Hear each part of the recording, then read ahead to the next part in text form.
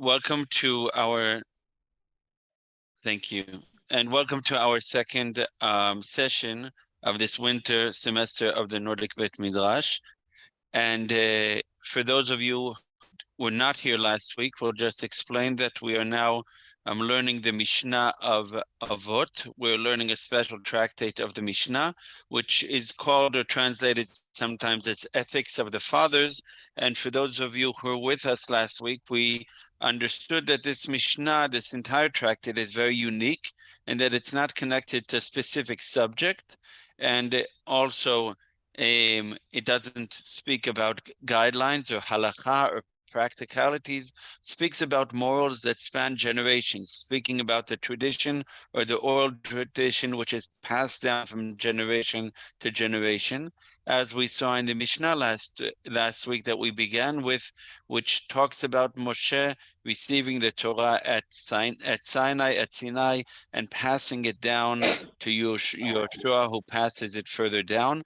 And we spoke last week also about this idea of passing down and an oral tradition that was passed down until the days of the temple, until the time of the Knesset HaGdolah, which were mentioned last week and will be mentioned in the Mishnah this week as well. And last week, towards the end of the shiur, we got into discussion about, we saw that 3 principles were mentioned, and a general rule to remember during Masechet Avot, during Pirkei Avot that we are learning, is that it's not this is the only things that these rabbis said, but rather in the essence of the person can be say, this person used to say as such, Hu haya omer.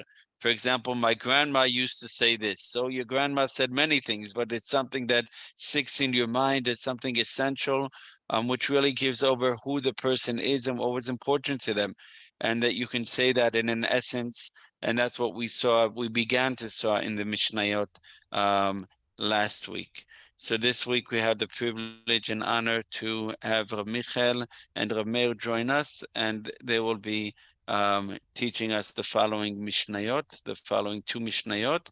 You're welcome, as we mentioned last week, as Rav Yoav mentioned to us, if you have a Sidur in whatever language you have, both the Malmo Sidur and the Danish Sidur, as I understand, have the Pirkei Avot with a translation after Mincha of Shabbat. Rav Yoav said that the Oslo Sidur does not have it in, but if you have an English version or a Hebrew version, you can just look after the Mincha, after the afternoon prayer on Shabbat, and you will find the Pirkei Avot there. I will share a translation in English, an online translation that as well, but you're welcome, if you're more comfortable in your native language, to open up a Sidur if you have it. And we're just at the beginning of the second Mishnah of Avot. So without further ado, I'd like to welcome Rav Michael to join us now. Okay, thank you very much. And it's not so complicated that you need to open a Sidur in your own language. If you understand a little English, the language is not complicated, and we're not going to study very many texts, at least today. I decided together with Rav Meir that we would divide the 2 Mishnayot so that I take the first one, a little small one, easy one, and Rav Meir will take the interesting second one, and so you have something to really look forward to in the second part of the shiur today. In any case, if you want to put up the text, Moshe David, so you don't have to look at me or everybody else.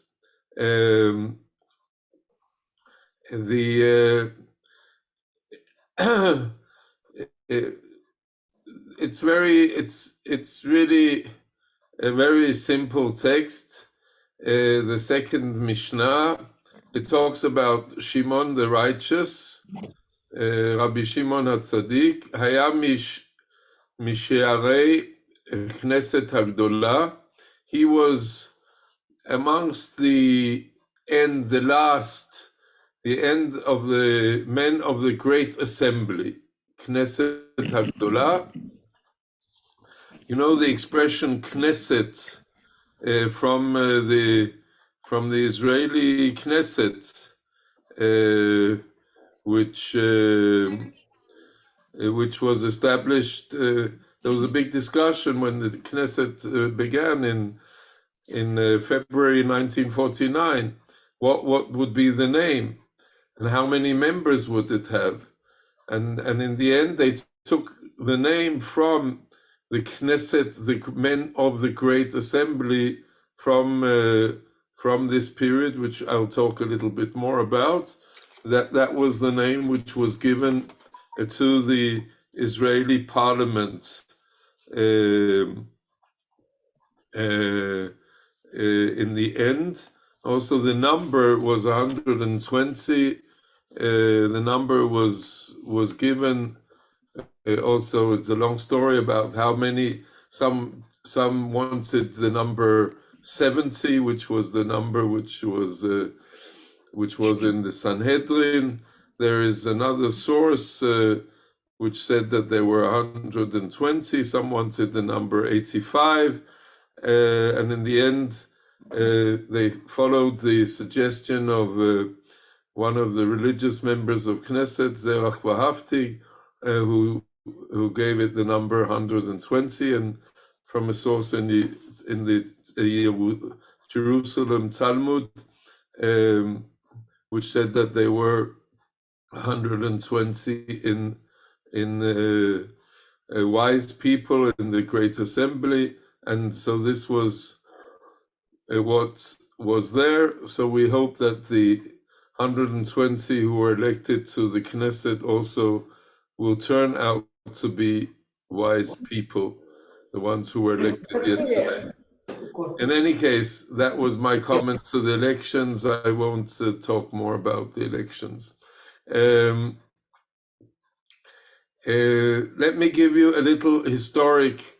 You already read about the Knesset Hagdola, but in the last shiur there was only, I know there was only a very passing comment about the Knesset Hagdola and about the historic content of this.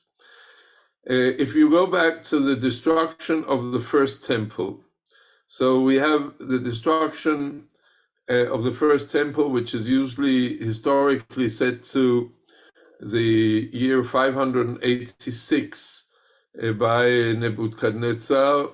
That was the destruction. The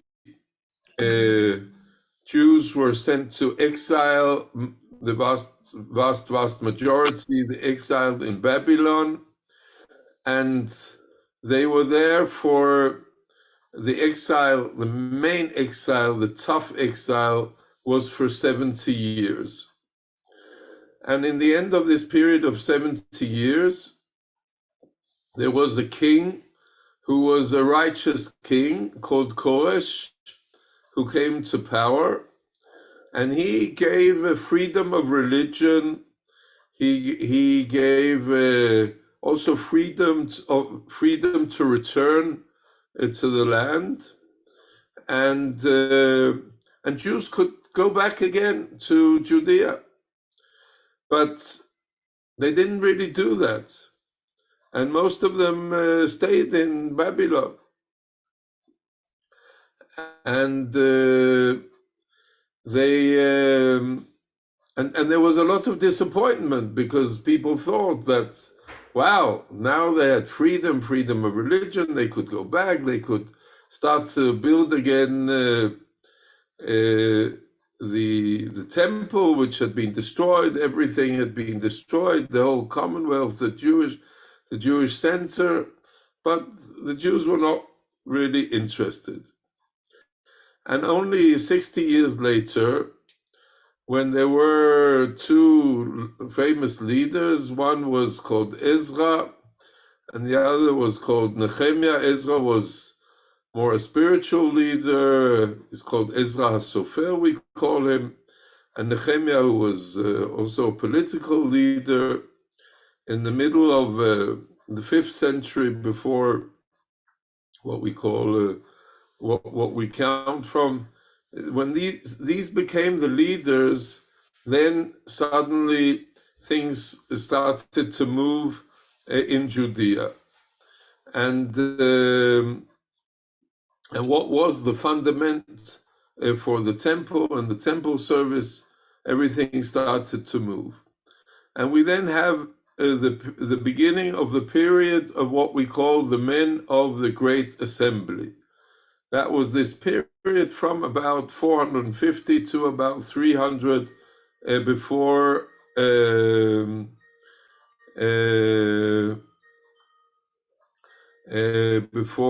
common, what do you call it in this?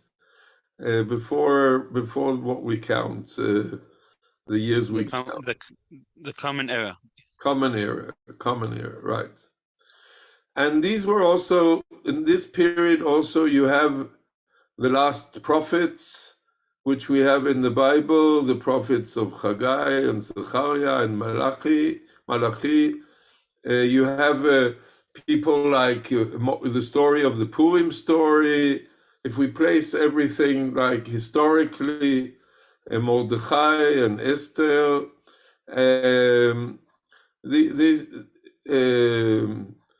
this is the period, and you have a contract which was made by Nehemiah in you can read about it in the book of Nehemiah in the Bible, when he makes a kind of agreement to take away the Torah study from the temple and bring it out to the people. And I'll say that there was like two main things which were important, which started in this period and then and characterized this period. It was, number one, the Torah study. The Torah study had been led by the Kohanim, had been led from the temple.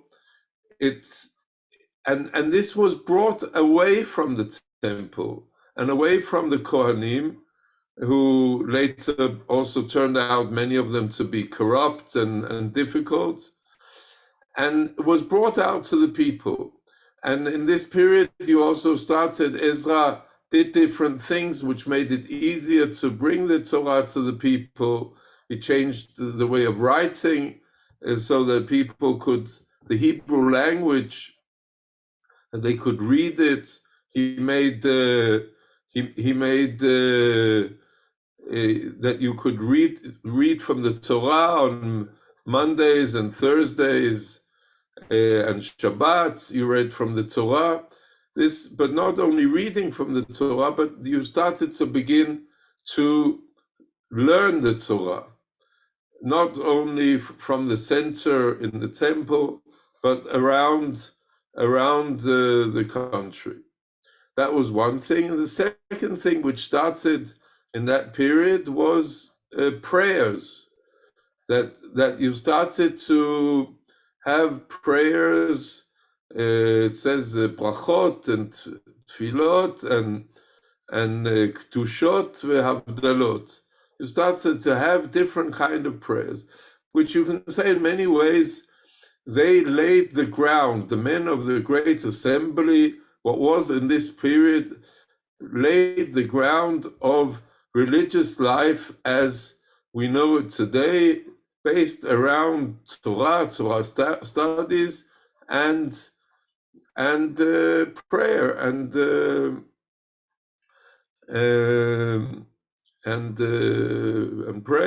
prayers in home, prayers in audiences, in not little beginning, maybe also synagogues, which we don't have yet from that period, but later. But this was, the ground of this was brought in this period.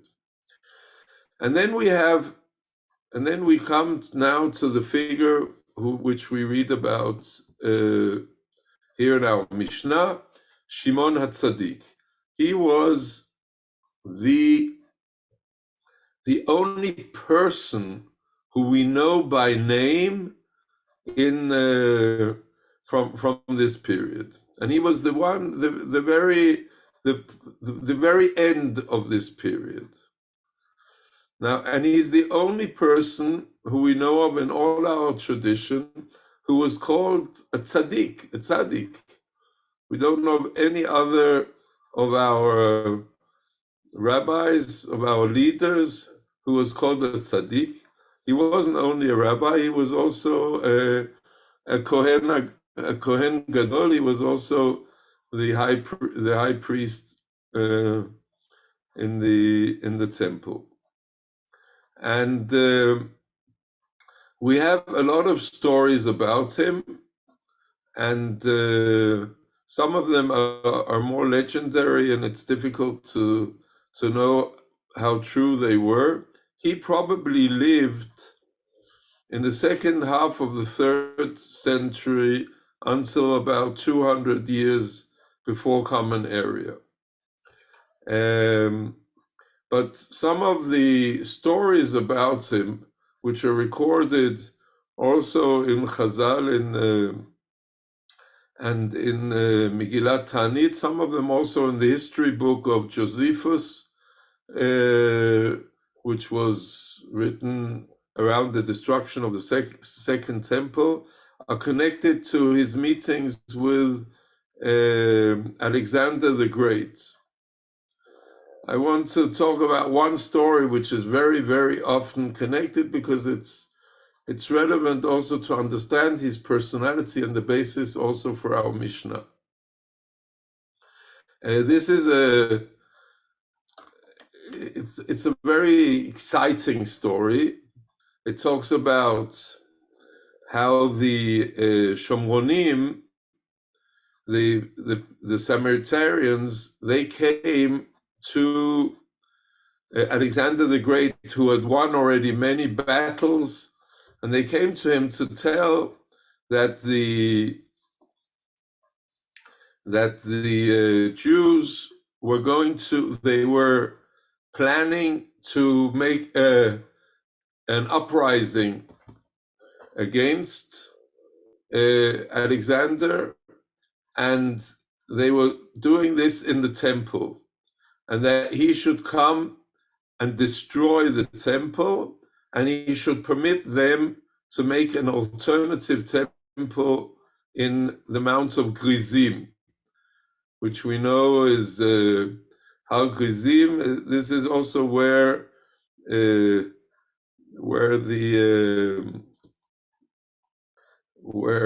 also today there is a place where where there is today also a service for these Samaritans also today, where there are still a few hundred of them.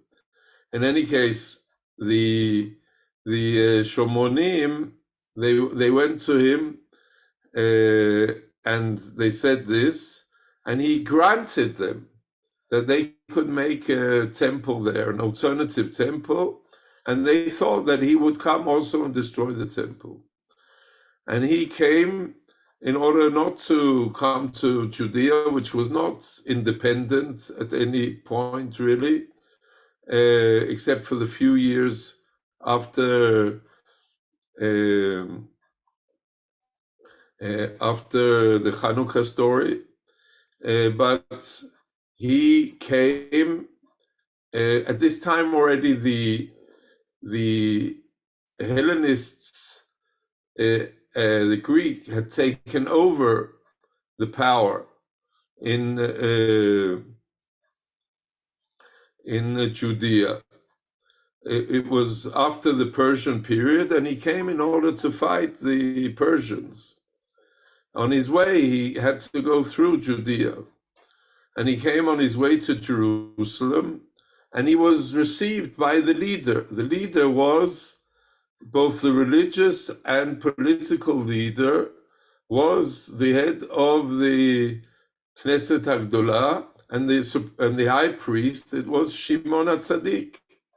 And Shimon HaTzadik came out with his impressive 8 clothings of the high priest, and he looked impressive, but he came there, and here comes the greatest military political leader of the world, and he goes out of his chariot and he throws himself on the road in the dust in front of Shimon HaTzadik. And everybody around him, all his soldiers and everybody is in shock. How can he do that in front of Shimon HaTzadik?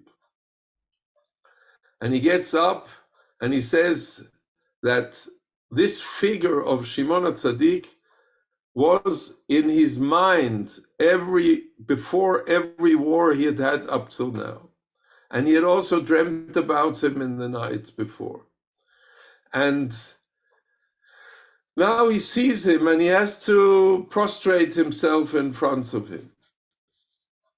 In any case, the two men have a debate, and he says that he doesn't want to do any harm to the temple.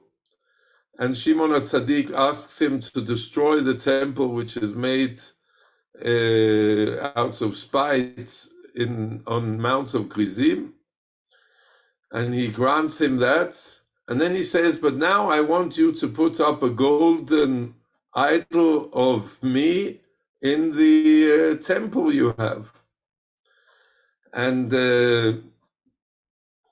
in order that people will remember me.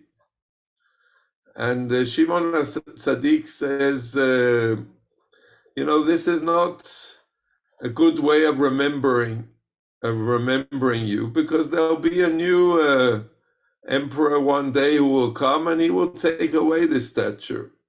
And he probably also explains to him that it's not so fitting to have idols or statues in the temple. So he gives him another suggestion.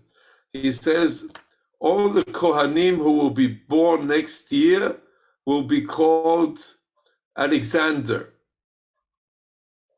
And in this way, your name will be remembered forever, because Alexander will become a very popular Jewish name. And that is what happened. In all future, also today, Alex and Alexander and Alexandra and so on is a popular Jewish name. That was from the promise which Shimon HaTzadik gave to him. In any case, we see here, why am I telling this story? Because we see here the first, at least if it really happened, it's doubtful, because Alexander probably lived before Shimon HaTzadik. But this story represents, in the minds of our sages, represents a clash between the great belief of Judaism with the center of monotheism and the belief in one God, and the great tradition of Hellenism, which there was a lot of respect for. Alexander's teacher was Aristo, and Aristo gave a lot of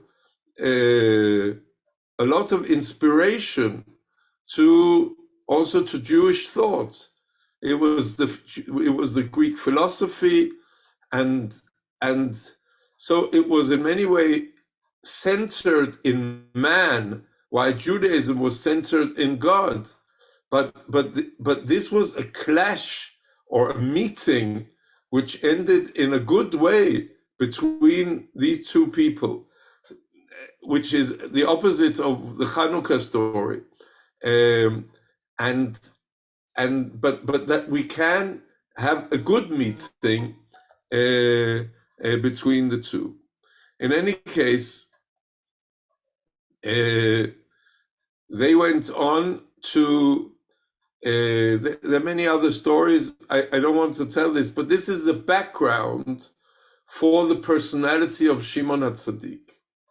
And he then says, he used to say, this was his motto, to say that the world stands upon three things: the Torah, the service, which is here translated as the temple service, but it's not, that's not what it says. It says avodah and gmilut chasadim, and doing acts of charity.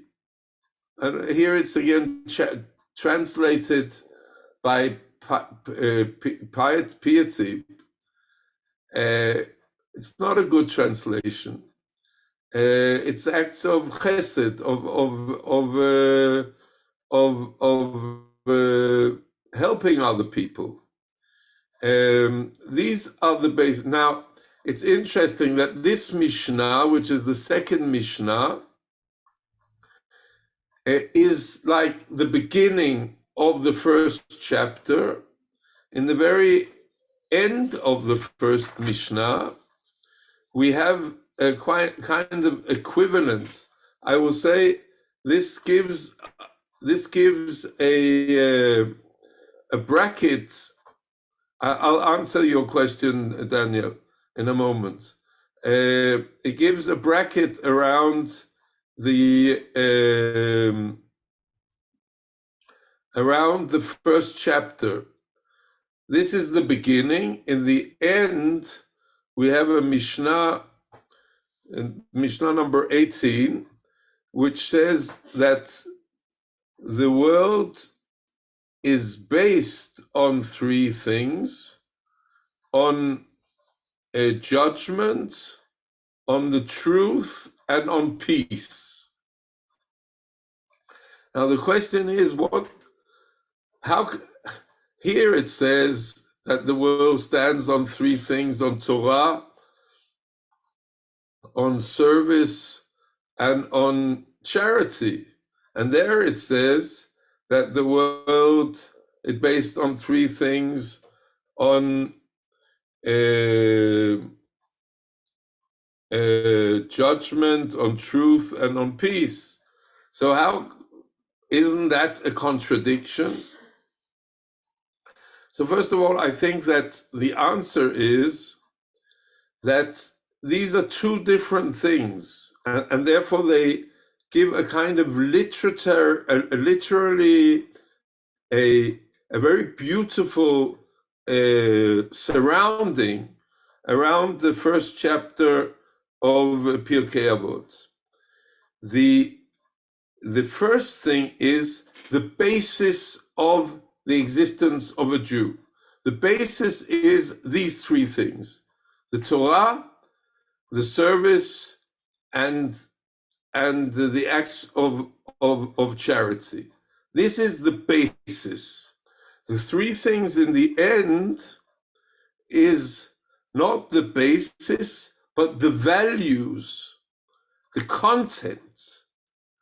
content for which we live. First you have the basis, and then you have the content.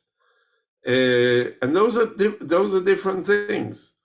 The content are justice and truth and peace, without which you can't have. Those are for what? Those are contents on which the basis exists. This is the basis, and that is the content. So therefore, they are completing each other, these two sides.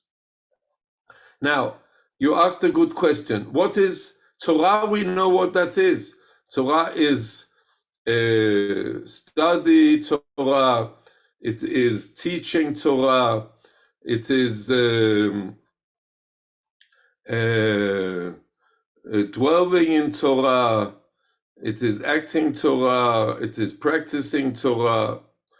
Avodah, service. What is that? So most people understand this as being the temple service, as being the sacrifices. And later on, instead of the sacrifices, which was then substituted by prayers which come instead of the sacrifices. That is how it's understood. In modern times, but it has also an origin not only in modern times, but also in our classical sources, that avodah is also toiling the land.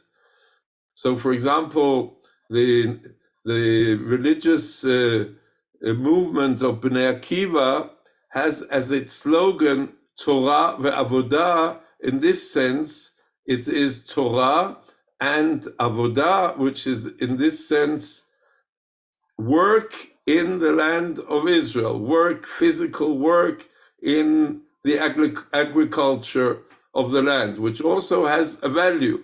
But that's apparently not what Shimon HaTzadik was talking about, although it also has a great value. It wasn't only Bnei Akiva had it, it was Hapoel HaMizrahi and so on. This was in the new Zionist movement. They took this expression of Shimon HaTzadik and used it as a slogan today. So originally, this was the service in the temple, which was the second principle. And the third principle was doing charity towards our fellow human beings. Now, you can say that these three principles are divided so that Torah, I would say, avodah, if we're talking about prayer and not only the temple service, has to do with the relationship between God and man, ben adam lamakom. Gmilut chasadim, doing charity, it has to do with the whole area of ben adam lechaveiro, everything which has to do with the relationship between fellow human beings. Torah has to do with ben adam le'atzmo, between what the human being has to do for himself, to develop himself. In order to develop ourselves, we need to study, we need to develop our Judaism, we need to ask questions to our Judaism, we need to think, we need to study, we need to develop our Judaism the whole time. If we don't do that, then we don't do for ourselves, for our own development.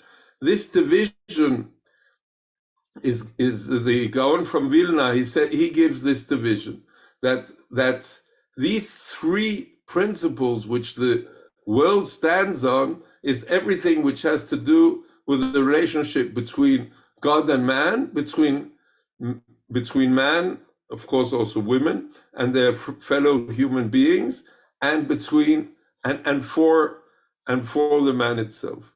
And I will end, which I very soon have to do. Now I have to do this just by asking one question: isn't Torah everything?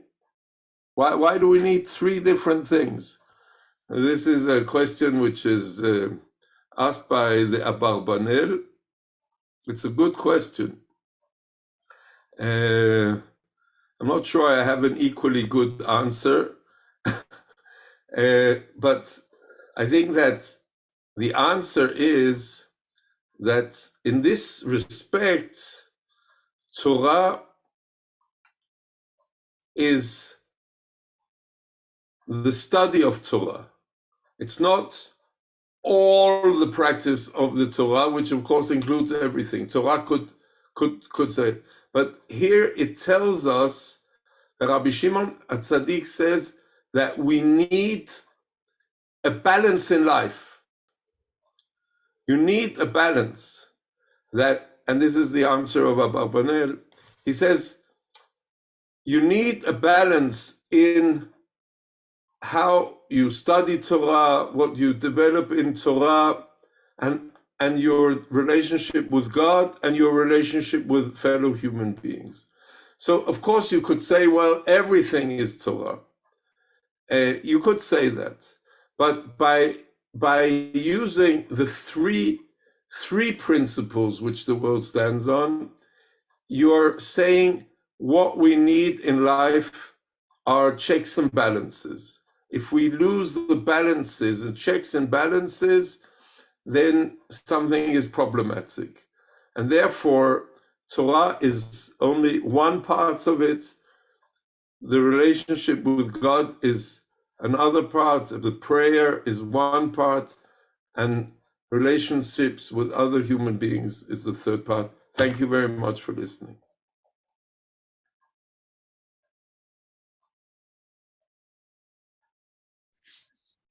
Thank you, Rabbi Michael, also for the in-depth background to understanding the Mishnah and where both the Knesset and the Anshe Knesset Agdola through Shimon HaTzadik.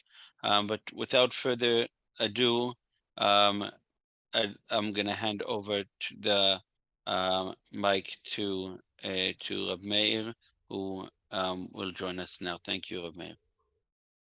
Thank you very much. Shalom to everyone. And thank you, Moshe HaCohen, for leading this. Thank you very much, Rabbi Michael, for your shiur. And you were a good beginning of my shiur. It's warming up for the main show. Well, we shall soon see that my Mishnah speak about not having expectations. So that anyhow, I think we go straight to the Mishnah, and we will see the text, please.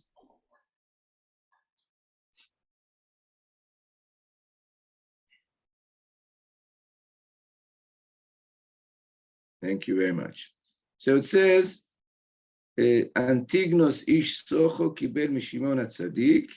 Antignos, a man of Socho, received the oral tradition from Shimon HaTzadik, Shimon the righteous. Socho is a place, a city. There were a few cities called Socho. I don't think we know exactly where he came from. I don't know anyhow. But he lived in a city called Socho, and he got the oral tradition from Shimon HaTzadik that Michael spoke about, and apparently he was his teacher. And the Mishnah continues, הוא היה אומר, אל תהיו כעבדים המשמשים את הרב על מנת לקבל פרס, אלא הבו כעבדים המשמשים את הרב שלא על מנת לקבל פרס, ויהי מורא שמיים עליכם. And now he's saying, he used to say, do not be like servants who serve the master in the expectation of receiving a reward, but be like servants who serve the master without the expectation of receiving a reward, and let the fear of heaven be upon you. So this Antignos, we are, as Michael say, way back, somewhere in the middle of the Second Temple, and I suppose you are correct when you said it might be, it wasn't really in the days of Alexander the Great, that is around about 330 before Common Era, perhaps a bit later, not very much later, because there are quite a few generations before Hillel, and we usually say that Hillel is 100 years before the destruction. Anyhow, somewhere in the middle of the Second Temple, and we don't have many historic facts at all about this time, this era, very little at least. Anyhow, they live way back in the time of the Second Temple, and Shimon HaTzadik is his teacher. And Shimon HaTzadik stressed avodah, and Michael spoke about that, the worship of Hashem, let's call it in that way. And many commentators say that it is the worship in the temple.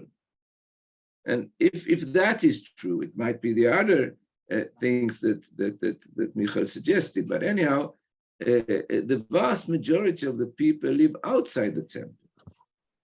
They don't have any way to worship Hashem or to serve him at all. We know that although there's a mitzvah to go up to the temple 3 times a year, many didn't do that. They didn't have the ability to come there. They come once, perhaps in a few years. So didn't they worship Hashem the other days of the year? They live wherever they live. They work hard from morning to evening, just as we read in Psalm 104, in Tehillim, which we read every Rosh Chodesh. And we see they worked hard from morning to evening. So how did they worship Hashem? How did they really serve Him? Perhaps by tefillot, as Rabbi Michael suggested. But anyhow, it's all centered in the temple. So how did they do? What did they do in order to serve Hashem? Perhaps, my friends, Antigonus turns to another way to serve Hashem. Let's say that Shimon Tzaddik spoke about Beit HaMikdash, because his parable is a servant and a master. And we do understand that the lesson, the moral of it is man and Hashem. But he speaks about the servant and the master. That seems to be everyday life. And if we turn it into a lesson, to a moral, so what is the way to serve Hashem every day? Just a moment, I had a... Okay. How did they serve Hashem in everyday life? What deeds of service can you do to serve the master of the world? If you take the parable itself, if you serve your master, you do all kinds of works for him. But what do you do? And the answer might be mitzvot, keeping the mitzvot. And then Antigonus Ish Socho says, I will teach you how to have a deep religious experience. You should perform the mitzvot without a thought of expectation of reward. He gives man in the days of the temple a religious experience, as I just said, outside the Mikdash, through a high form of performing mitzvot, that is, without expectation for reward. That's a fine idea. And then you should ask, so what is it? It might be by loving Hashem.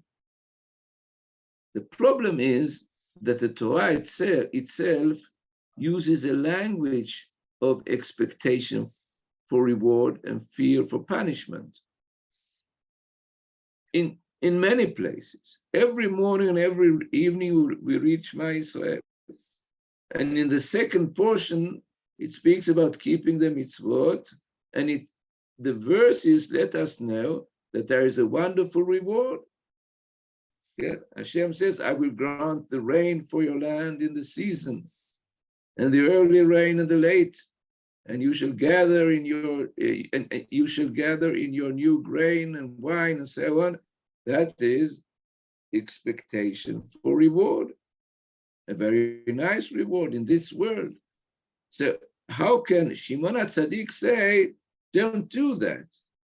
When, in a way, the Torah itself does speak about mitzvot and then immediately speaks about the reward of it. And I would like to say that that is a very important idea in the Torah.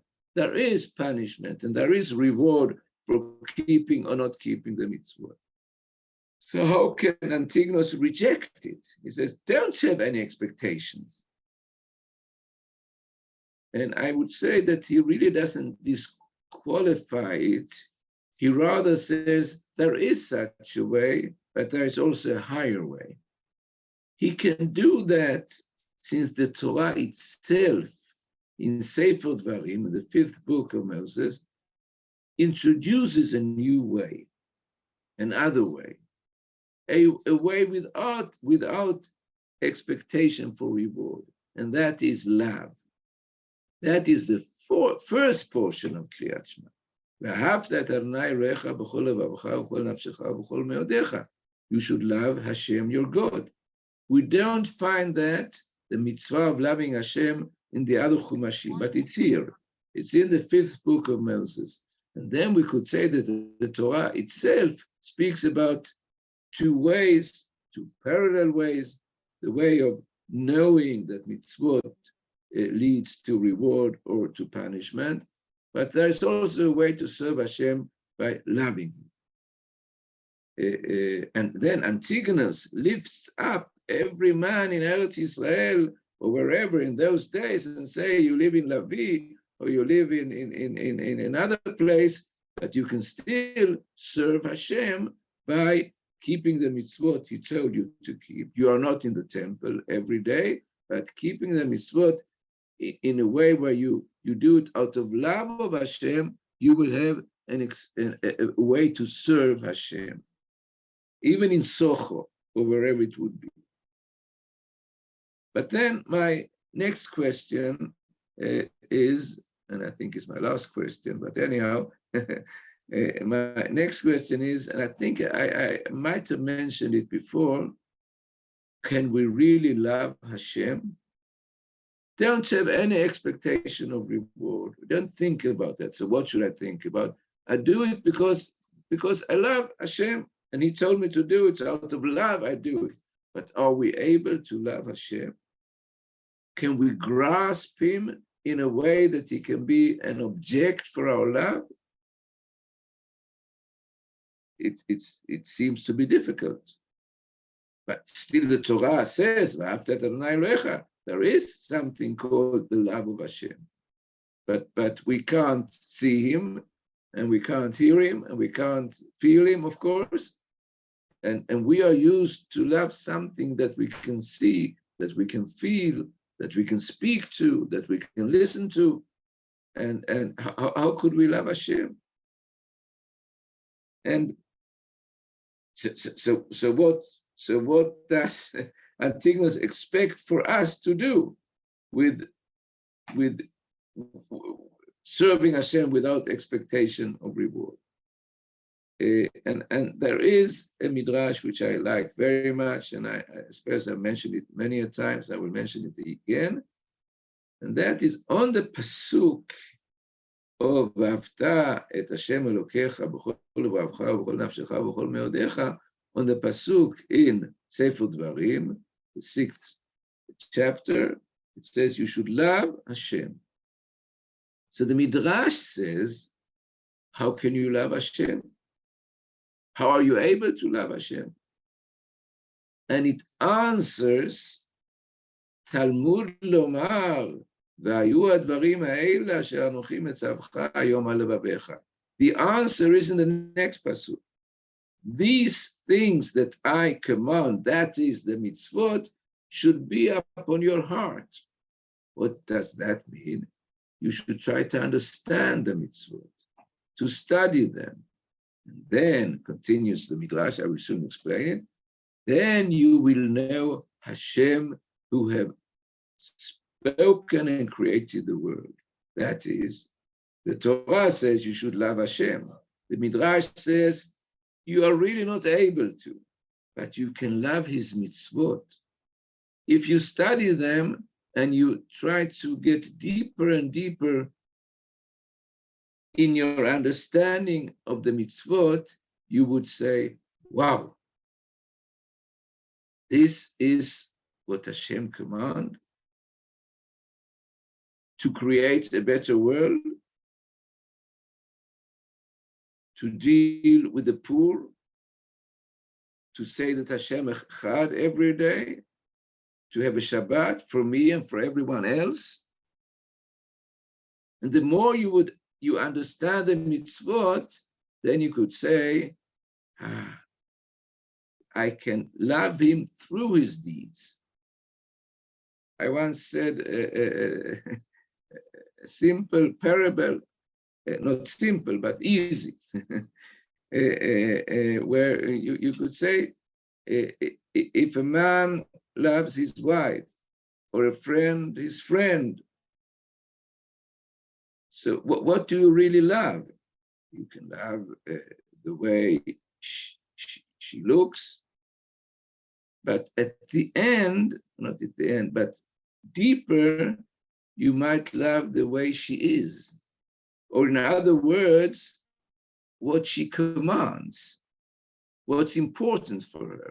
And you can say, wow, that impresses that thing is important for you.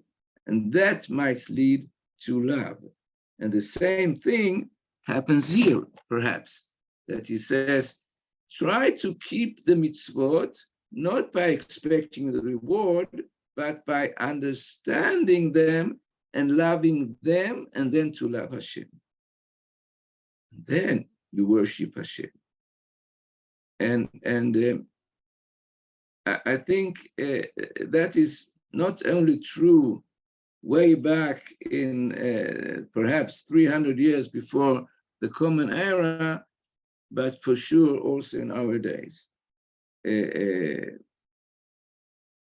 more we can understand the righteous mitzvot, the Torah itself says in Parshat V'etchanan, the world should see how righteous our mitzvot are, what they really want to build of a society, righteous society, a society where you take care of everyone. Wow.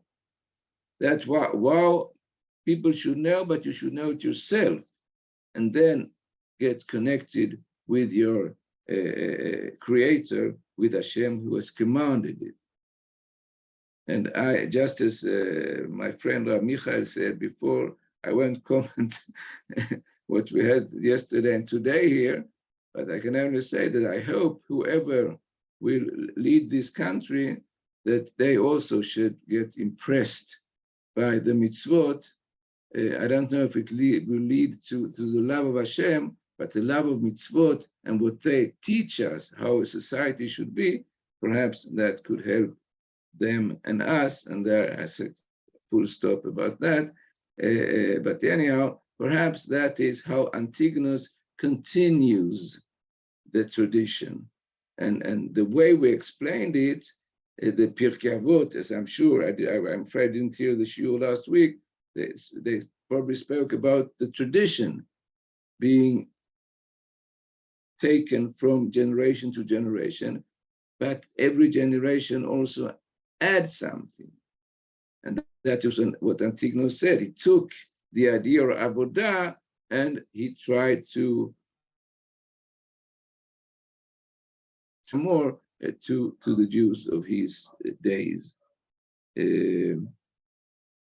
Okay, that's it. Thank you, Meir.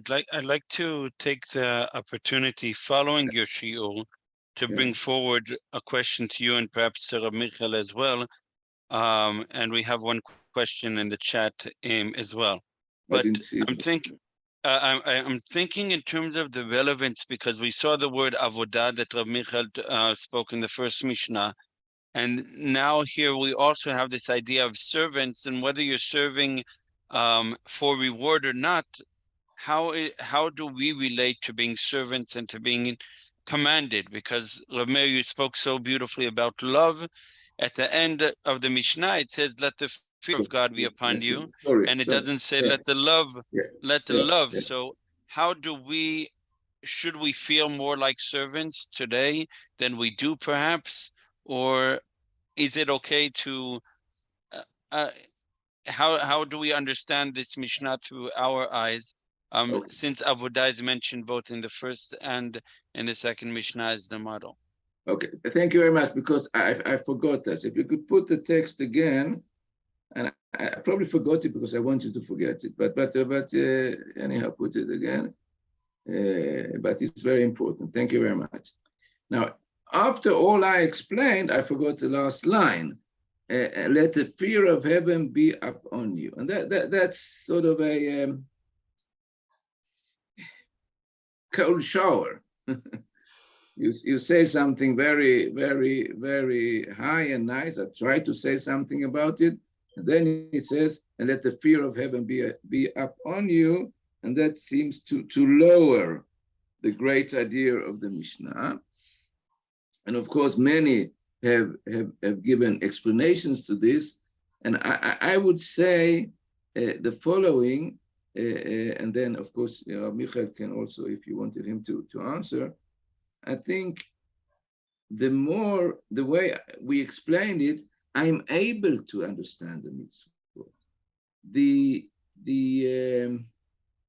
advantage with the love of mitzvot as the gate to the love of Hashem is that I'm able to understand the mitzvot. And when I'm able to understand the mitzvot more and more, and I love Hashem out of understanding the mitzvot, I might come too near to him because I was able to understand something here. And then that will be the answer to every explanation here. And then the Mishnah warns us at the end of it, remember that your ways aren't his ways aren't your ways. There is an enormous difference between you, and that have always should always follow you. And therefore, it reminds me of when we explain the way a bracha is formulated. You say Baruch Atah, and you turn to Hashem saying Atah, you are Baruch, Baruch Atah, and then we turn to the form where we speak about him as he. Okay, you are, and then we say he. You are, and he who commanded us. And why do we change from Atah to he who? That's like the Jew, and him, because we are not able to be too much in the way of Atah. And we have to say it well, just a moment. You are not Atah with him so much. So we change the language and we don't say Asher Kidashtanu, you who have made us holy and command us, and we say he who has. We start Baruch Atah, and then we turn over. And that's perhaps the same thing that happens here, that we stand in front of him, we love him, we should do that. But we should also have a reminder of the difference and the distance between us. In other words, opening up the gate for love like you did, Rabbi Meir, you have a sort of a warning to remind to keep your distance. Yes, but I forgot it because I don't want to say what you perhaps wanted to say. I'm not sure. When you asked the question, so what's the main thing here? And I still think that the main thing is the love. And you perhaps you didn't want to say that. But the fear is just remember who you are and who he is. Rav Michael, perhaps you wanted to add, and we had a few questions that are connected to the essence of understanding of reward, which is connected to the question as well. And we had two questions connected to that. And perhaps if you want to reply. Well, I think it has to do with what Rav Meir was talking about. So let Rav Meir answer. What's the question? It's you can look in the chat, Rav Meir. So we have two questions. We have I can sum up that we have a few questions regarding, for example, tefillot. If we're asking for rain, are we not asking for a reward when we're asking for rain? Connected to the psukim that in Shema that promise that reward, like you were saying, and a follow-up question. In other words, isn't it okay to expect, if we're all in the same game with Hashem, so to speak, then and we're trying to receive the same goal, then isn't that a part of the same thing? So why shouldn't I expect more salary if I can make the company achieve that goal? Maybe it's all connected to the idea of reward, to love. All of it comes together, I think. Well, that's quite easy to answer, because that's the idea of Antigonus. Leave all that. You shouldn't think that way. You should try not to think that way. It's not a company. That's his teaching. Try to get above that. And another problem, if that was asked, is of course it's not so easy to speak about reward. And that might be another shiur. Perhaps that's why he says this, because we don't always see the reward, we don't always see the punishment, and we get into Eov and to the great questions about a reward that apparently didn't come, or a punishment that did come and it shouldn't come, and all that. And so these are great problems that are dealt with. And that could be another reason, which is another shiur, that Antignos might say, leave that. And that will open up another door that I don't have the time to open up. And that is, Antignos had two pupils, one called Tzadok and one called Baitos. And they sort of left